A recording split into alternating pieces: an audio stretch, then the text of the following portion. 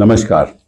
अम, अभी हाल ही में मैं गृह मंत्री जी का एक बयान सुन रहा था। एक चैनल में उन्होंने कुछ ऐसी बातें कही जिससे मुझे बहुत ताज्जुब हुआ, क्योंकि जो कॉन्स्टिट्यूशन अमेंडमेंट बिल 111 और 113 अभी हाल ही में पार्लियामेंट में पेश हुआ, उसके बारे में उन्होंने कुछ कहा। और उन्होंने कहा कि हम तो नैतिकता के आधार पे इसको लाए हैं, और हम चाहते हैं कि जो ऐसे क्रिमिनल लोग हैं, आरोपी लोग हैं, जिनके खिलाफ एफआईआर दर्ज होती है और ऐसे अपराध के लिए दर्ज होती है जहां सजा 5 साल से ज्यादा हो, तो निश्चित रूप से उनको अगर 30 दिन में हिरासत में रखेंगे तो 31 दिन में उनको इस्तीफा देना पड़ेगा, और नैतिकता के आधार पे हम ये कानून लाए हैं, ये उन्होंने कहा। मुझे बड़ा ताज्जुब हुआ, क्योंकि नैतिकता के आधार पे तो उन्होंने कई सरकारें गिराई हैं। नैतिकता के आधार पे कई मंत्री जो पहले जिनके खिलाफ ये आरोप लगाते थे कि करोड़ों रुपए का उन्होंने धांधलेबाजी की है, वो अभी तो मंत्री हैं। नैतिकता के आधार पे जो कांग्रेस में थे, जिनके ऊपर आरोप थे, वो आज यहां बैठे हुए हैं। एनसीपी के लोगों के जिनके आरोप थे, वो यहां बैठे हुए हैं। तो मुझे तो बड़ा आश्चर्य होता है जब गृह मंत्री जी नैतिकता की बात करते हैं। चलिए जी, छोड़िए, तो अलग बात है। उन्होंने एक और बात कही कि अगर आपके खिलाफ कोई एविडेंस नहीं है तो निश्चित रूप से आपको तुरंत, जब आप जाओगे कोर्ट में, तो तुरंत 30 दिन के अंदर वो आपको रिहा कर देगी, बेल दे देगी। तो उसमें दिक्कत क्या है? अब मैंने पिछले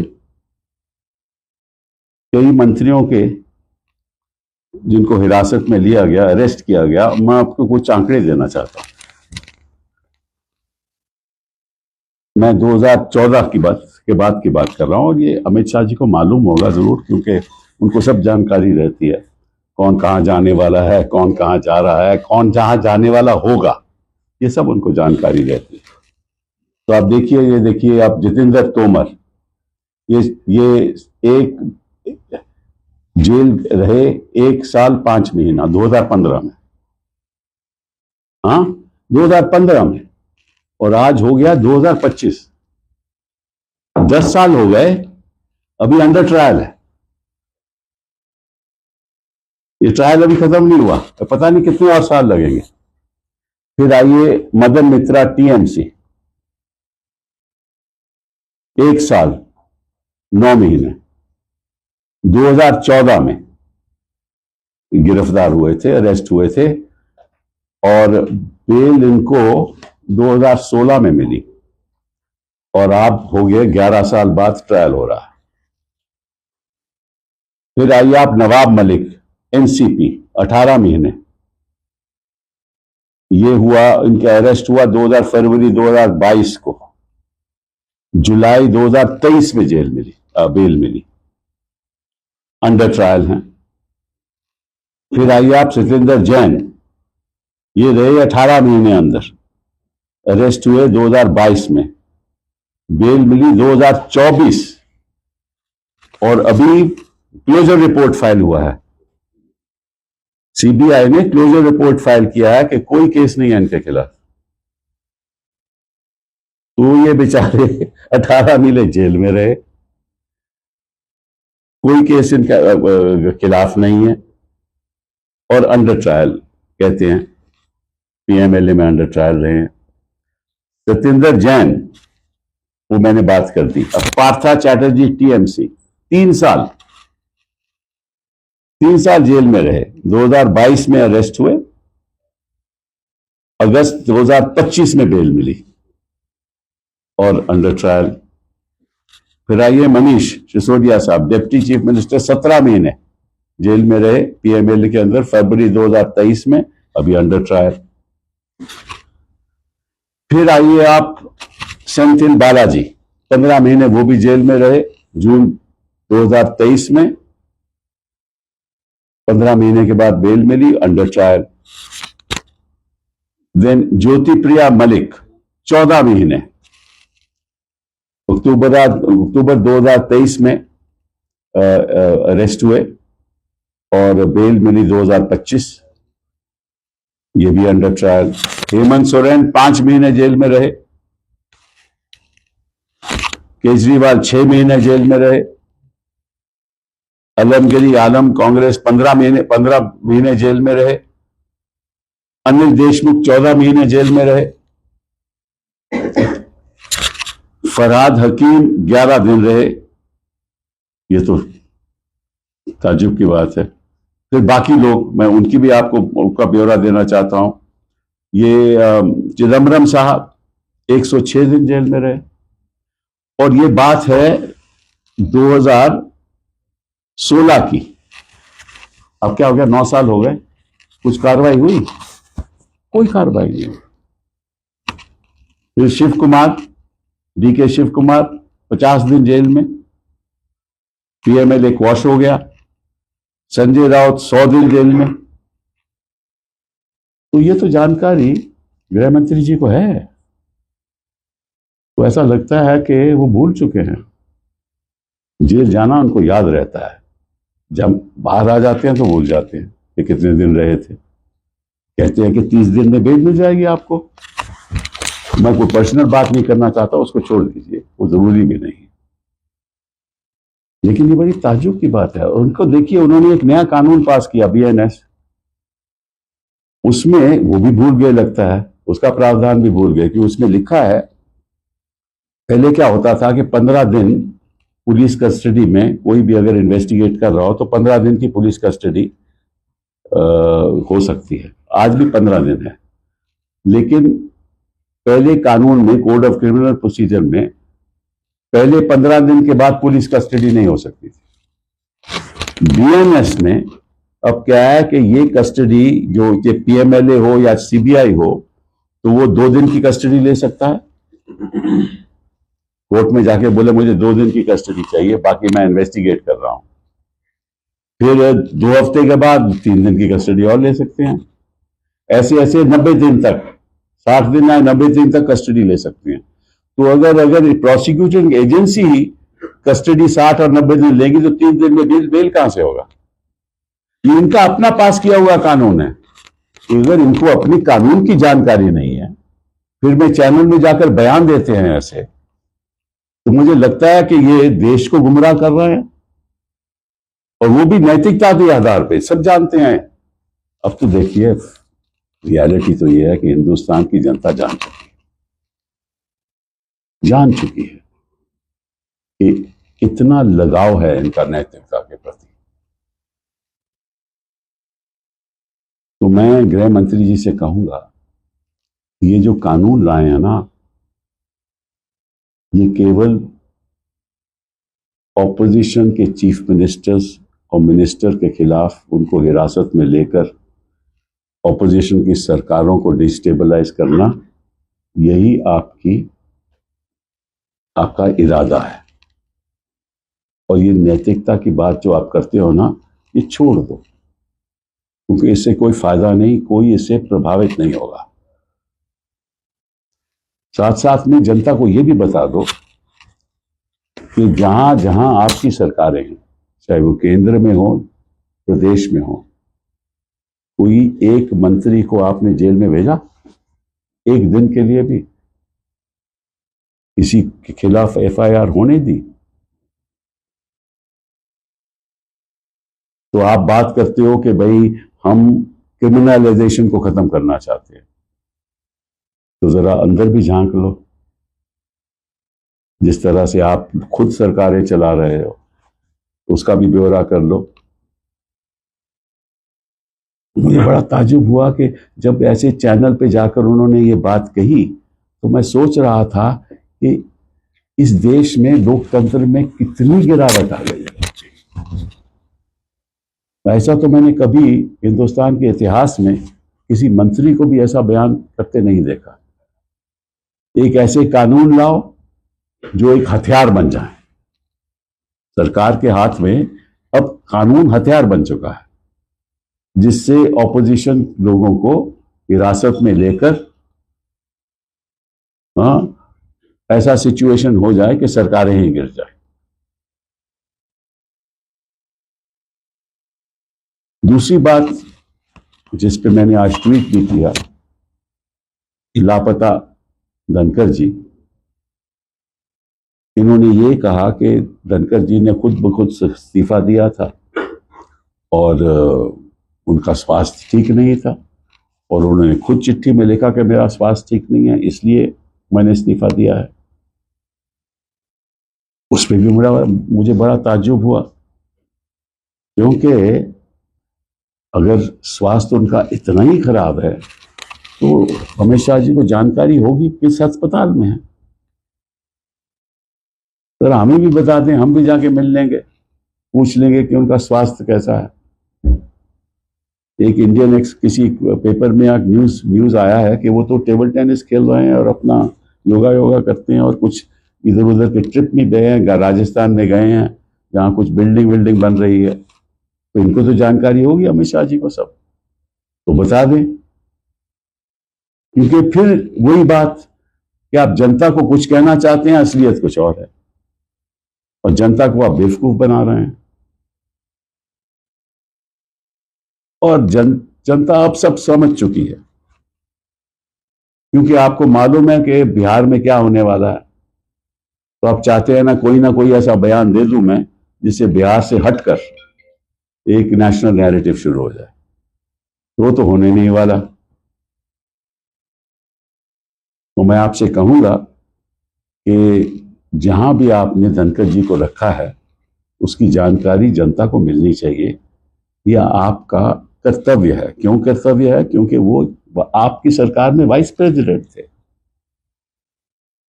और नंबर 2 होते हुए सभी चिंतित हैं कि वो हैं कहां और उनको खुलेआम बोलने का अधिकार क्यों नहीं मिल रहा, वो चुप्पी क्यों बनाए हुए हैं। शायद उनको कहा गया हो कि जब तक वाइस प्रेसिडेंट के इलेक्शन नहीं होंगे तब तक आप मतलब कि आराम करिए और ऐसी जगह पे आराम करिए जहां सब सहूलतें होंगी। और अगर स्वास्थ्य इतना ही खराब है तो डॉक्टर भी वहां विजिट करते होंगे, हमें बता दो कि कौन डॉक्टर वहां विजिट कर रहे हैं, हम भी जाके डॉक्टर से पूछ लेंगे कि भैया उनकी तबीयत कैसी है, बता दीजिए। क्योंकि राजनीतिक तबीयत तो आपकी खराब है, इस समय काफी गिरावट आ चुकी है आपकी राजनीतिक तबीयत में। Yesterday, when I was listening to an interview of Amit Shah to a media channel, I was truly surprised at what he said. And this is in respect of the 111 Constitutional Amendment Bill and 113 Constitutional Amendment Bill, when he said that we have actually introduced this bill, which is now referred to the Joint Parliamentary Committee, to ensure that there is a constitutional morality which impacts every aspect of governance in this country. Of course, that constitutional morality has nothing to do with their own morality, but it has everything to do with the morality of the opposition. And he said in the course of that interview that in fact, if a person is in jail for 30 days and before that he moves the court, if there is nothing against him, he can easily get bail. And once he gets bail, he can again become a minister. Not knowing that how many people this government through its agencies has sent to jail and how many days have they stayed in jail. And in that context, I just want to, because I've got some data with me, I just want to tell you how many people have been sent to jail, and only the opposition. Not a single minister in this government or in a government in which the party is running the state, any minister has ever gone to jail. No minister. So this is selective legislation to weaponize laws to target the opposition. And let me just tell Amit Shah ji the reality. Take the case of Jitendra Tomar. He was 1 year, 5 months in jail, and he got bail in 2015. Actually, I'm wrong. I'm sorry. I made a mistake. It's 1.5 months in jail. It's a mistake, right? And trial is not yet over. It is 10 years have passed. Then Madan Mitra, PM of TMC, was in jail for 1 year, 9 months, from December 2014 till September 2016. And this 11 years have passed, nothing has happened. Then Nawab Malik, 18 months in jail. 2022 FIR, arrested. We are in 2025. Nothing has happened. He got bail in July 2023. Satyendra Jain, Health Minister, 18 months in jail. Arrested in May 2022, got bail in 2024 October, under trial. Partha Chatterjee, 3 years in jail, TMC, arrested in 2022, got bail in 2025, under trial. Then Manish Sisodia, we know what happened to him, 17 months in jail, Deputy Chief Minister of AAP, and under trial. Balaji, Senthil Balaji, 15 months in jail. Jyoti Priya Malik, TMC, 14 months in jail. Hemant Soren, 5 months in jail. Arvind Kejriwal, 6 months in jail. Alamgir Alam Congress, 15 months in jail. Anil Deshmukh, 14 months in jail. I mean, I can go on and on. Chidambaramji, 106 days in jail. Shiv Kumar, 50 days in jail. Sanjay Raut, 100 days in jail. And none of this is gone, no trial is completed.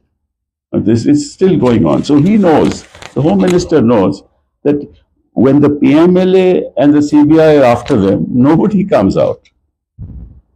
Nobody is granted bail. And we've seen even the Supreme Court of India has commented on it. Okay, why aren't magistrates granting bail in this country? So he doesn't grant bail, then you come to the High Court, that sort of is heard for months, then you go to Supreme Court, then after a year and a half, you get bail. And in the meantime, your political career is destroyed.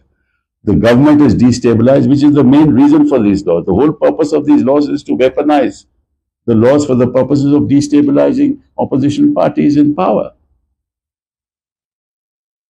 And even more surprising is for the Home Minister to say this in the context of the new law that has been introduced, that is the BNS, in terms of which the police custody, which under the CRPC could only be for the first 15 days after his arrest, now can continue to 60 or 90 days, depending on the nature of the offense. So the CBI or the ED can take custody for 2 days, for 1 week, 3 days for another 1 month, 4 days and another 2 months, and carry on for 60 days or 90 days. And he knows that. So he knows that under the new BNS, nobody will ever get bail in 30 days because the agency will say, we are investigating the offense. There was no question of granting bail. So he knows that. And yet, he has made a public statement that within 30 days you will get bail if you are innocent. In fact, I have seen in the past, people who are guilty are made innocent. And people who are innocent are convicted. It has happened in so many cases. We know that, you know that, even Amit Shah ji knows that. But the purpose is not the vindication of the law. The purpose is not upholding principles of constitutional morality. And who is this government to talk about constitutional morality? Can our Home Minister talk about constitutional morality in which, in the context of the way Maharashtra government was thrown out, in the way Uttarakhand government, Congress government was thrown out, Madhya Pradesh it was thrown out, and the manipulations that took place, Karnataka it was thrown out. I can give any number of examples, Goa, any number of examples. So you use the law to throw on governments, you buy people, you offer them plum postings, you offer them ministerships, or become members of parliament in the Rajya Sabha. And then you talk about constitutional morality. I don't think in the history of India we've seen a government which is so constitutionally immoral as this government. So You know, the fact of the matter is, my dear Home Minister, everybody knows the reality by now. Everybody knows कि कितने पानी में हो आप, और सब जानते हैं. Or the fact of the matter is that you know very well that the tide is turning and has turned in Bihar, and you want to sort of divert the attention of the people of this country to other issues like this one. But now the situation is different. I mean, you can fool people some of the time, and you can fool some of the people some of the time, but you can't fool all the people all the time. It seems you're trying to do that. That's not going to happen. Try and take care of the future of India instead of the future of the opposition parties in India. Thank you very much.